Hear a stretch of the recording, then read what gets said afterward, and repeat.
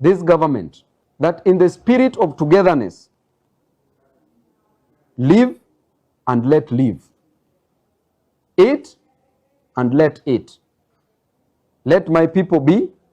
We will fight for the interest of my people.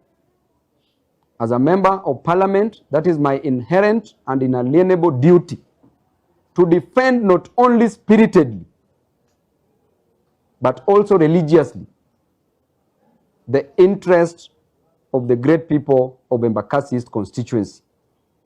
I once again call upon Kirima's family, because Mr. Kirima has already died. He died many years ago. And right now, find it easy in your heart to come on the table and talk with my people, to negotiate, because they are willing to negotiate with the family. Do not be arrogant about it.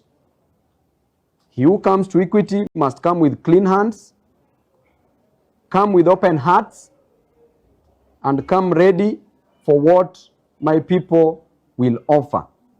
Should you refuse, through adverse possession again, this property is ours. You want them to come to negotiate with you, but you already set up terms. It is upon them to accept, or you will fight back. Which way will you fight back? The law is clear. The law of war states that as you negotiate, you advance. Any next question? And if the Kirima's family will not accept compensation from the residents of Embakasi as an AMP, what will you do if they demand for their land, parcel of land? What I will do is better in my